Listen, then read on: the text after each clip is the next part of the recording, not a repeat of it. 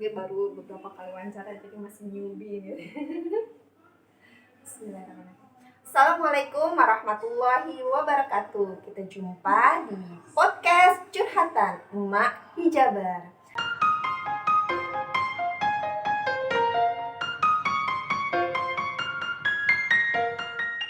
Kita jumpa di podcast Curhatan Emak Hijabar. Alhamdulillah nih, Emak Hijabar kali ini akan wawancara dengan penulis buku antologi. Nah, nanti teman-teman yang mau ikutan menulis atau masih menjadi pemula, kita bisa sama-sama ya dengar curhatannya ibu di samping kita ini. Nah, sebelumnya kita kenalan dulu dengan ibu cantik kita. Ya, silakan Bu. Assalamualaikum warahmatullahi wabarakatuh. Alhamdulillah. Kali ini bisa diberi kesempatan ngobrol-ngobrol bareng dengan emak kita yang satu ini. Masya Allah, luar biasa ya. Mudah-mudahan nanti obrolan kita ya bisa menjadi manfaat buat teman-teman semua. Nah, apa dulu nih yang mau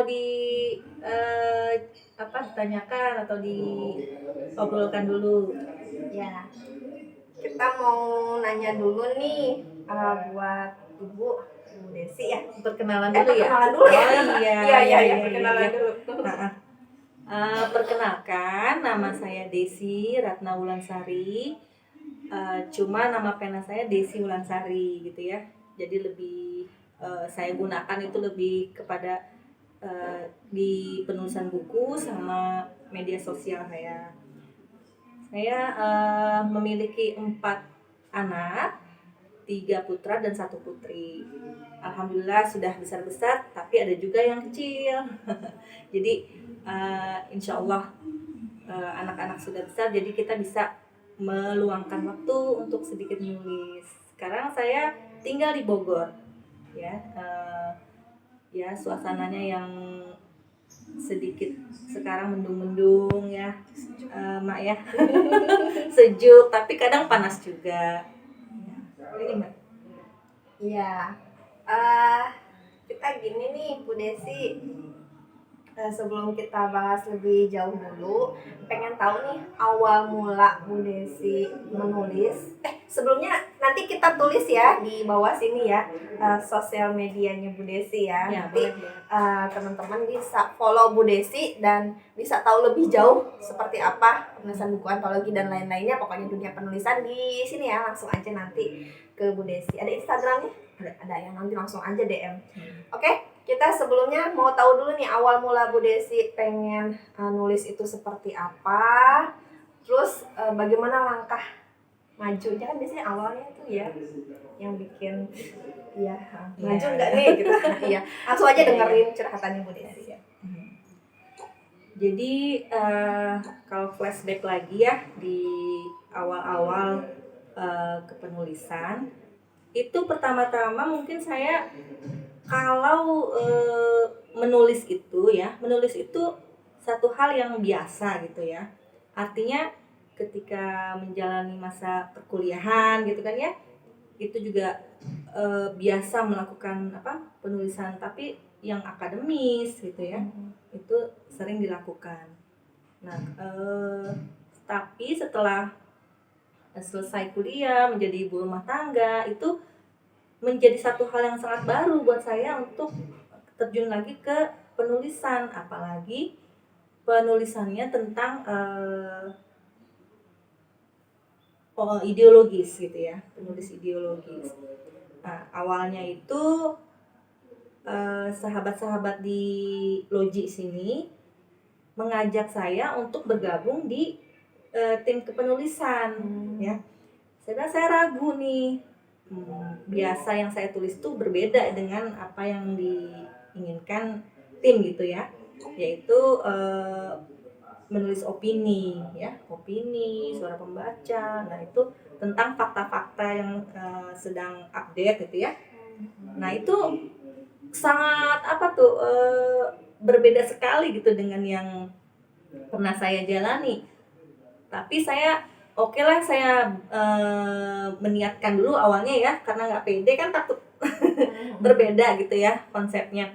Jadi saya bilang oke, saya mau deh belajar, saya bilang gitu. Akhirnya bersama teman-teman belajar otodidak. Setiap saya nulis itu saya serahkan tulisan saya untuk dicek ke mentornya nih, mentor sama teman kita. Itu banyak koreksiannya yang berbeda gitu ya tentang menulis ideologis. Tapi secara otodidak ya udah berkali-kali nulis, kemudian direvisi gitu kan ya, berulang-ulang itu menjadi kita belajar bagaimana cara yang benar, yang tepat ketika menulis sebuah opini. Alhamdulillah akhirnya bisa bisa gitu, kemudian dilepas, lama-lama saya dilepas ya, akhirnya itu kita sendiri yang mulai untuk berkreasi gitu dengan tulisan kita. Ditambah ketika itu ada kelas menulis. Jadi saya ikut masuk kelas menulis. Kelas menulisnya waktu itu yang pertama itu Revo Writer. Nah itu mulai saat itu saya mulai menerjunkan diri ke dunia penulisan. Nah, untuk buku yang pertama kali, kan mungkin kalau tulisan di kirim-kirim di surat pembaca atau yang lainnya media ya, itu kan masih lepas gitu ya, belum dibentuk dalam fisik buku gitu. Nah, kalau misalnya awal pertama kali mau ikutan nulis di buku itu seperti apa, Bu? Kalau waktu itu pertama kali saya coba menulis di buku itu tanpa terbayang sama sekali gitu ya. Awalnya itu ada semacam lomba mencari penulis yang temanya ini gitu ya, nanti akan diaudisi dari seluruh Indonesia. Nah, alhamdulillah saya masuk ke dalam audisi itu, yang ternyata audisi itu akan dibukukan oleh mereka. Nah itu adalah antologi pertama kali saya berdasarkan audisi yang dilombakan waktu itu. Buku apa itu? Buku ini kan bukunya ya. Oh ini. Nah, ini. Saya belajar. Nah inilah buku pertama saya ya. Buku saya belajar hidup. Nusantara berkisah gitu. Jadi ini diprakarsai oleh Mas Dian Andrianto ya. Beliau itu adalah jurnalis dari Tempo. Jadi yang ngadain dari Tempo? Enggak. Beliau itu berdiri sendiri. Tapi beliau itu latar belakangnya adalah jurnalis wartawan. Jurnalis Tempo, wartawan. Ya, alhamdulillah. Jadi satu kebahagiaan buat saya yang membangkitkan kepedean gitu loh maksudnya ya. Bangkitkan kepedean saya untuk bisa nulis, bahwa yakinlah kamu bisa, nih buktinya berhasil gitu kan ya. Nggak ada yang nggak mustahil gitu ya. Padahal ini dulu nggak kebayang sama sekali akan terpilih atau punya buku sendiri. Nah, tapi itu masih cita-cita nih, buku sendiri nanti insya Allah. Ini tahun berapa nih? Aku coba dicek. Berapa tahun lalu ya? Desember 2019. Desember 2019 itu berapa tahun yang lalu? 3 tahun. 3 tahun yang lalu kurang lebih ya. Ini juga ada peluncuran bukunya waktu itu di Jakarta di Gedung Tempo kalau nggak salah. Nah, jadi itulah pokoknya yang membuat diri saya itu bangkit gitu untuk mulai yakin bahwa apa yang ada di dalam diri itu dikeluarkan, kemudian yakin bahwa itu bisa gitu dijalani. Nah, seperti itu. Nah, untuk ini nih, untuk buku yang awal ini kan tadi dikasih waktu ya pasti ya. Kayak perlombaan gitu ya, bukan perlombaan, sayembara mungkin ya, seperti sayembara gitu. Nah nanti dikasih waktunya berapa lama, terus pas udah masuk ter-ACC, apakah harus direvisi lagi atau memang udah aja segitu? Ya, kalau yang ini kalau nggak salah waktunya itu ada 1 bulan lebih ya untuk mengumpulkan tulisan-tulisan yang masuk Berapa di lembar ini? redaksi. Satu orang.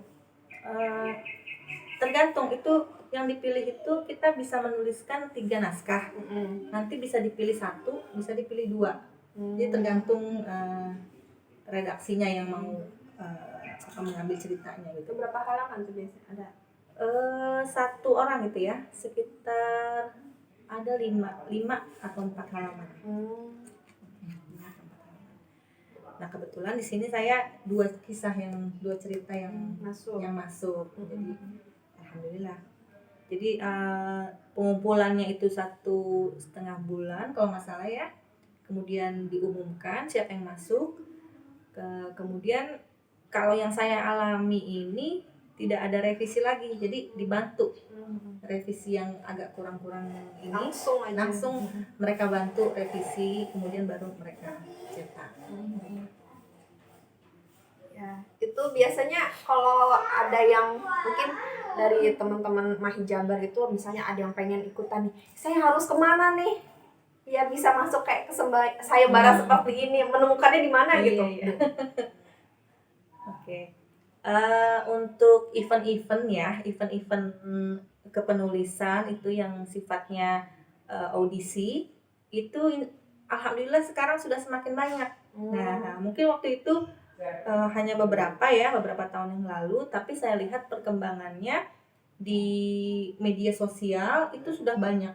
Nah jadi komunitas menulis itu sudah mulai melakukan event-event audisi yang memang seperti ini, mencari penulis-penulis yang cocok untuk menuliskan tema-tema mereka. Jadi tema-temanya itu kan ditentukan ya. Nah, nanti bisa melalui itu ya. Kalau untuk audisi, hanya kadang-kadang kalau audisi itu kan kita ada harapan antara diterima atau tidak gitu ya. Naskah kita itu kan tapi kita harus pacu bahwa itu sambil kita belajar gitu ya, jangan sampai minder dan kecewa duluan gitu kan, padahal itu salah satu manfaatnya semakin membuat kita menulisnya itu semakin terasah gitu, menambah jam terbang kita gitu ya.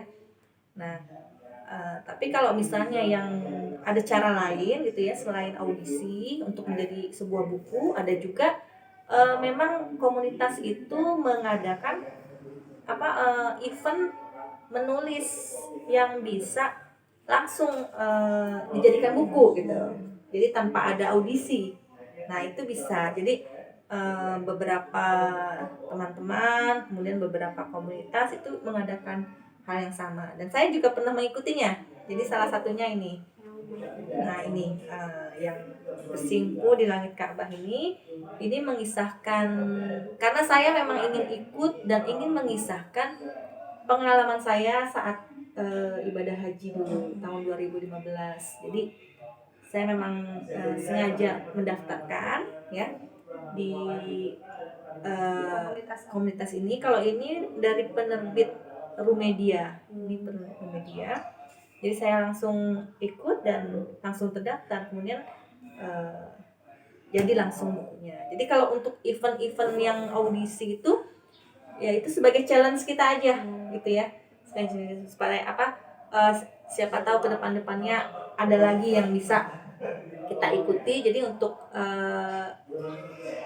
self esteem kita, supaya bahwa ya kita bukan hanya menulis yang biasa-biasa, tapi kita juga punya standar gitu ya, punya standar kualitas dari tulisan kita itu bisa dipilih, kemudian bisa menjadi bagian apa buku-buku yang mungkin layak untuk diterbitkan. Go public. Nah, go public gitu. Betul. Nah, untuk Bu Desi ada kan tadi berarti ada dua pilihan ya, antara pertama cari sayembara, audisi-audisi buat dimasukin tulisan kita ke dalam buku, atau pilihan kedua ikut komunitas kepenulisan, nanti komunitas itu yang menyelenggarakan Iya. pembuatan bukunya. Nah, kalau yang Bu Desi pernah alami, udah berapa kali ikut audisi dan saat ini ikut berapa komunitas kepenulisan Ibu? Kalau berapa kalinya ikut sayembara ini ya? Yang Yang sayembara sayembara ya? dulu Yang deh, yang mana aja tadi? Kalau yang sayembara sih bisa dihitung, cuman kalau yang ikut sendiri itu banyak. Yang ini ya, ini sayembara. Iya, ini Pelita. Pelita dari Rekorwriter, kemudian ini yang tadi apa namanya, Nusantara Berkisah, yang kedua Orang-orang Sakti, kemudian ini apa nih dari media Lini Masa ya, Mengukir Peradaban, Menembus Pena Mengukir Peradaban, ini juga audisi. Nah, ini juga satu lagi audisi juga dari media Wacana Edukasi, Miracle of Life. Jadi Nah, ini ada lagi nih. Ada lagi. Sebentar ya. Iya, sebentar. Ini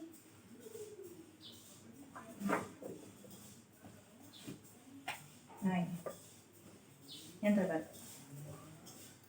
Yang terbaru ini ada dua ya, dari yang masuk audisi tentang jejak muslimah di penjuru dunia sama pandemic story. Jadi alhamdulillah ini dari komunitas Rekorwriter juga. Tapi ini tidak langsung bisa dibukukan, tapi ini di audisi dulu ya dari teman-teman semua. Kemudian masuk, alhamdulillah ini baru sampai yang ini, yang dua ini. Jadi kalau ini kisah tentang saya pernah tinggal dulu di Pakistan sama karena ikut suami overseas. Tapi kondisinya itu adalah ketika ada isu politiknya yang kurang mendukung waktu itu ya, sampai ada bom yang di Pakistan ya. Pakistan itu yang besar.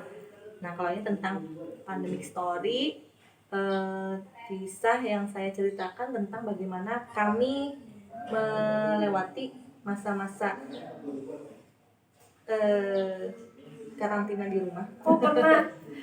11 orang, Wow. satu keluarga. Nah, ini kisahnya ada di sini. Jadi alhamdulillah. Jadi udah berapa nih kira-kira? 1, 2, 3, 4, 5, 6 kisah, 6 tulisan yang masuk di audisi baru saat ini.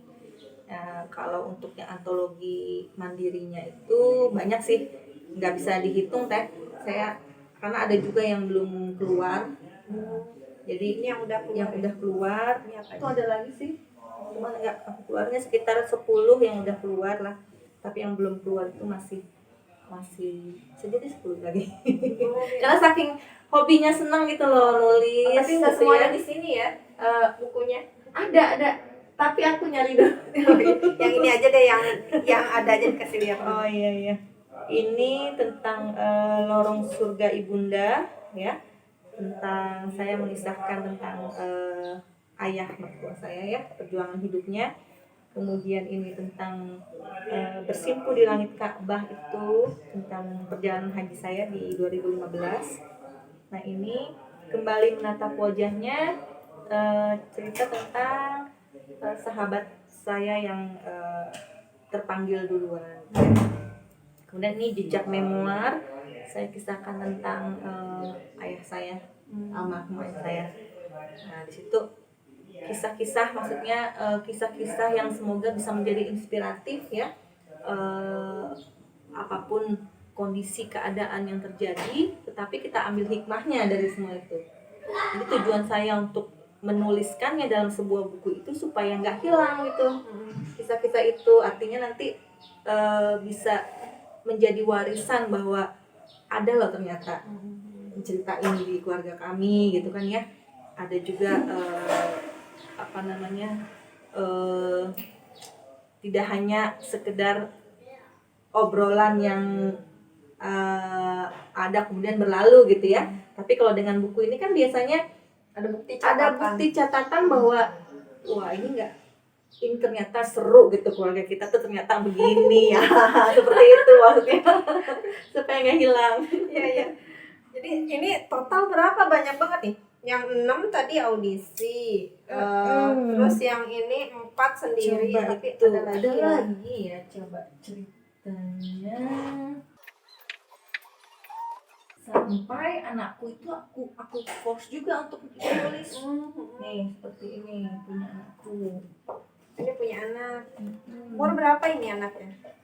Tuh SMA waktu itu. Oh, Nih, SMA. ini anakku. Ini juga ini ada aku juga. Jadi sebenarnya penulis yang bisa Nah, nulis ini di buku anakku, antologi itu Ini minimal umur berapa, Ibu? tergantung temanya. Kalau temanya anak-anak itu anak-anak udah boleh bisa ikut. Usia berapapun ya, asal Usia sesuai berapun, tema iya. dan sesuai pilihannya redaksinya ya. Iya, redaksinya. Bisa ya. Bisa, insya Allah. Jadi teman-teman Mahijabar, umur berapapun kalian, asal sudah bisa menulis, Iya. sudah bisa menulis itu ada kesempatan insya Allah ya. Kesempatan. Yang masih remaja pun, kalau misalnya temanya pas, genrenya pas, kenapa enggak? Nah, gitu enggak, ini kan kayak ini kan, ya seperti ini, inspiring leader kan, sudah pasti kan tema remaja ya. Nah, ini juga derap langkah generasi milenial. Nah, itu maksudnya aku ingin juga menjadi influencer ya, literasi buat dimulai dari keluarga, dari anak-anakku yang aku ya aku force untuk bisa menuliskan ide-idenya gitu ya. Awalnya mungkin nggak mau, sama saya aku juga kan nggak mau, tapi setelah dijalani, kita bantu juga, akhirnya bisa jadi ya. Kalau udah bisa jadi buku seperti ini, mereka ada kebanggaan gitu ya, ada kebanggaan, ada sesuatu yang mereka miliki, menjadi modal kan untuk kepercayaan diri kan, itu bagus gitu. Nah, ini salah satunya di sini.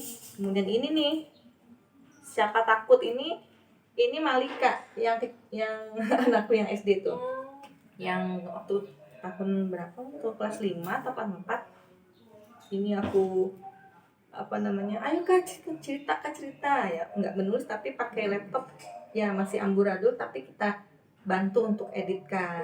Nah, editkan. Jadi ketika kita serahkan kepada ininya ya, kepada PJ-nya di sana, itu udah bagus bentuknya. Jadi ide ceritanya dari anak, ide apa yang mau diceritakan gitu ya, itu apa yang mau dia alami, jadi lebih mudah untuk mengutarakannya gitu ya. Walaupun tulisannya di laptop namanya senang, pasti senang ya, daripada nulis gitu, tapi kita perbaiki kemudian baru kita serahkan. Dan kalau ngeliat bukunya, kok ada nama aku, senang kan, kayak gitu namanya biasanya kayak gitu ya.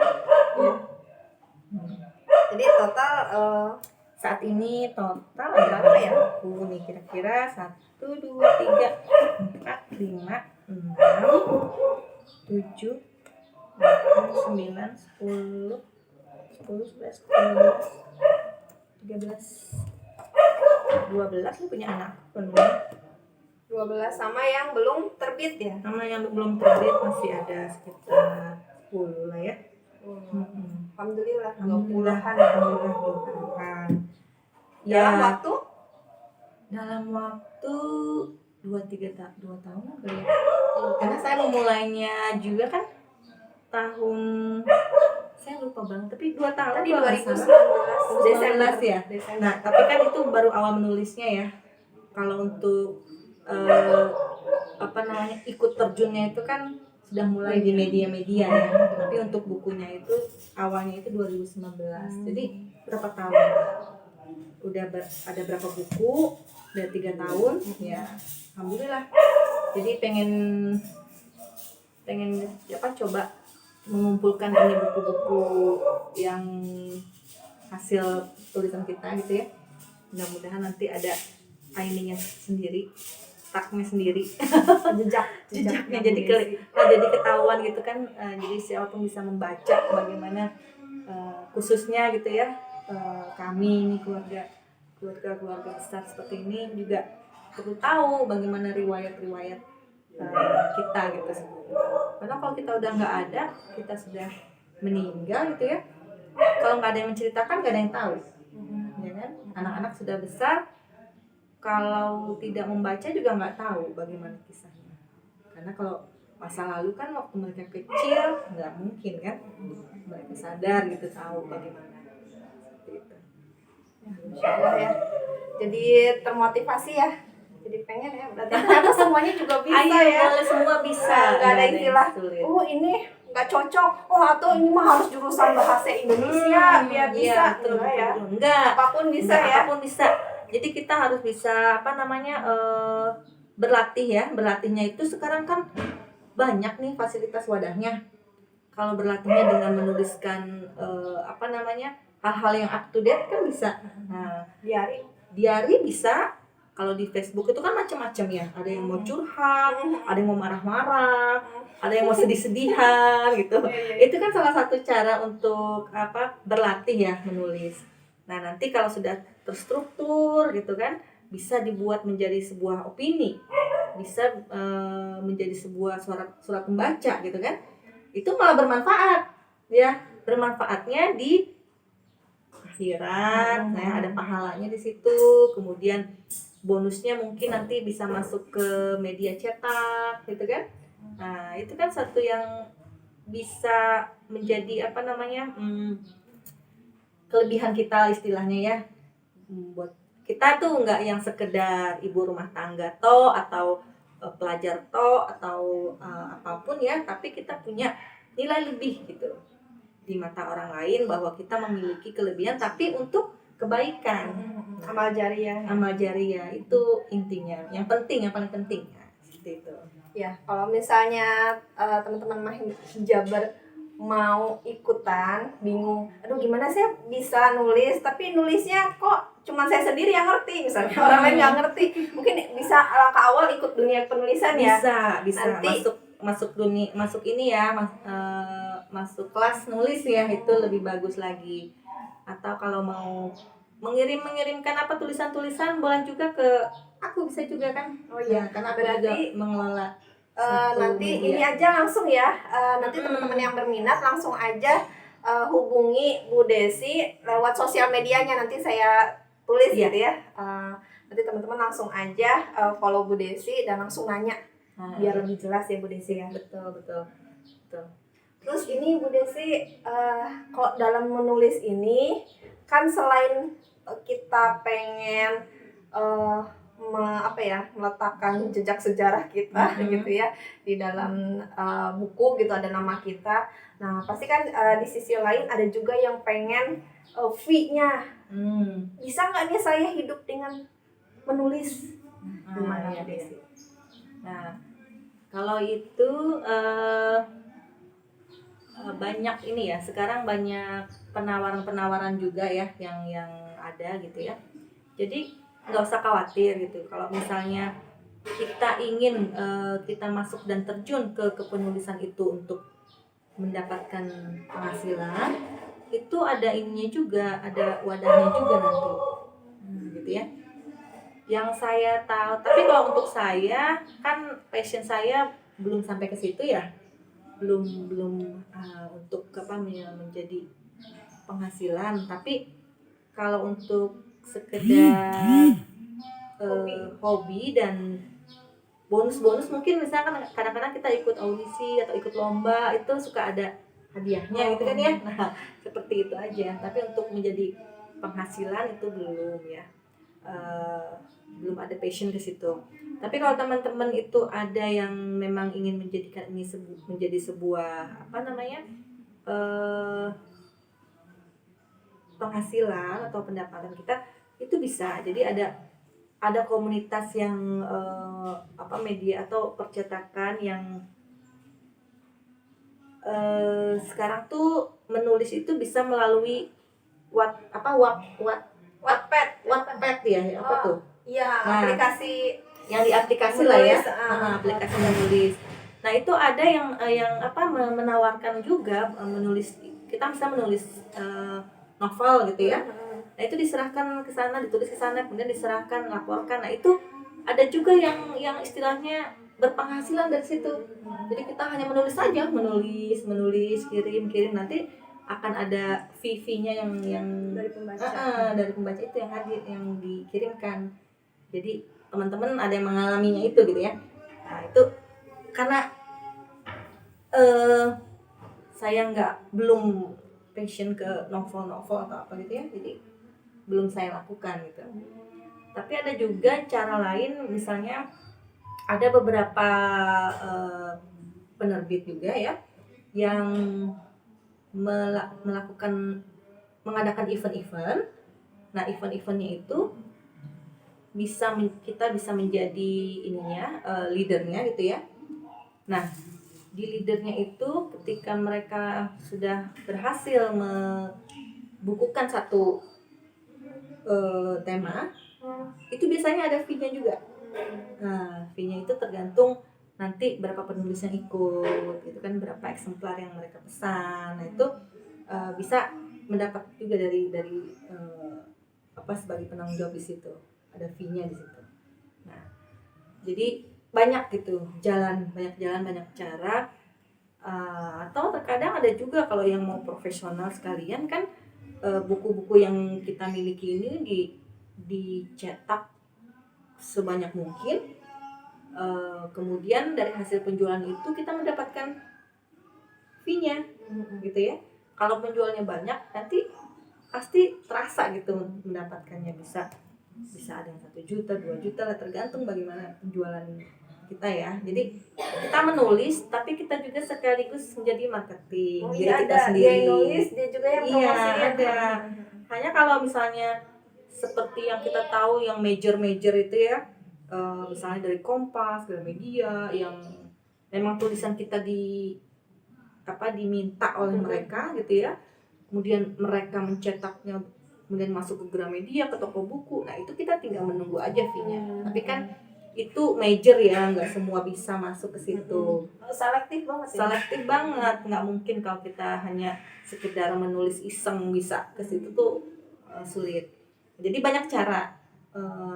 Ada yang bisa kita lakukan dengan pengorbanan, tapi ada juga yang memang punya wadah-wadah tersendiri untuk bisa menjadi penghasilan gitu ya, bisa jadi. Gini, mungkin di awal kalau misalnya masih pemula gitu ya, bisa mencoba dengan ikut audisi, kelas penulisan, tadi ya ikut Iya, yang betul. buku antologi.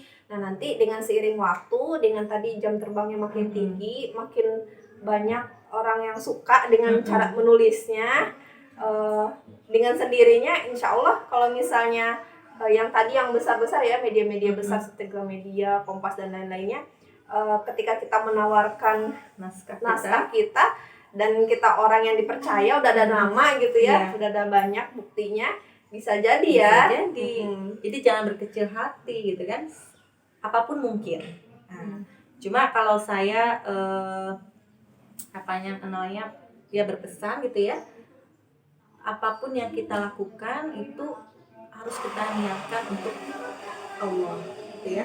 Jadi kita pun walaupun kita hanya menulis, tapi penulisnya itu menulis yang bermanfaat ya, menulis untuk kebaikan, untuk amal jariah, dan untuk berdakwah. Jadi kan kadang-kadang ya kita tuh kalau ingin berdakwah tuh ada yang berdakwah bisa dengan lisan, itu kan buat orang yang bisa lah istilahnya ya, bicara di depan umum, kemudian ketemu langsung, itu kan langsung keluar aja gitu. Tapi ada juga yang teman-teman yang tidak memiliki keberanian, misalnya demam panggung atau grogi atau apapun lah istilahnya, tapi mereka punya kemampuan lain. Nah, seperti apa, misalnya menulis. Jadi bisa mereka tuh bisa mengeluarkan idenya ya, menjelaskannya itu melalui tulisan. Nah itu kan sebagai salah satu jalan dakwah juga ya. Nah itu kan juga punya nilai pahala yang luar biasa, yang hanya Allah yang tahu lah seberapa niat kita gitu ya untuk agama kita. Mudah-mudahan itu menjadi tabungan kita, ya kan? Nah insya Allah seperti itu. Jadi jangan lupa selain untuk mengasah diri kita sendiri, kemudian untuk menyalurkan hobi kita, ataupun ingin memiliki penghasilan, itu nggak apa-apa, boleh-boleh aja. Tapi jangan lupa niatnya itu harus dikembalikan lagi supaya semuanya menjadi ada berkahnya gitu ya, Allah meridhoi dan tidak sia-sia gitu apa yang kita lakukan. Jadi nggak semata-mata ingin mendapatkan uang saja, karena kalau ingin mendapatkan uang juga banyak ya cerita yang negatif yang bisa cepat dapat uang ya. Betul. Cerita yang kan Indonesia itu termasuk negeri yang paling banyak mengkonsumsi Betul. Yang itulah vulgar gitu ya. Betul, Mak. porno Itu banyak konsumsi. Betul. Masa setelah Rusia ya Indonesia ya? Iya. Rusia tuh kalau nggak Kan salah menyedihkan, itu menyedihkan banget kan. Betul, baru teringat gitu ya. Ternyata memang dari sharing-sharing kepenulisan gitu ya, itu disebutkan bahwa cerita-cerita atau konten-konten yang berbau-bau agak sedikit porno misalnya, atau yang sedikit menggairahkan, menjurus-jurus, itu malah yang lebih laku gitu. Wah, nauzubillah. Jadi kita harus mengcounter ya tulisan-tulisan itu supaya mereka lebih tersisih. Dan harus tulisan-tulisan yang baik dan yang memotivasi dan yang memiliki nilai dakwah itu harus kita angkat gitu ya, supaya ya kasihan gitu ya yang pembacanya kan, yang nggak tahu, kadang-kadang kan sedikit dimanipulasi gitu ya. Kelihatannya sih baik-baik aja, pas di dalamnya ada, tapi ini kadang-kadang tuntutan dari penerbit gitu ya, biar laku. Jadi seperti itu. Betul harus diulang.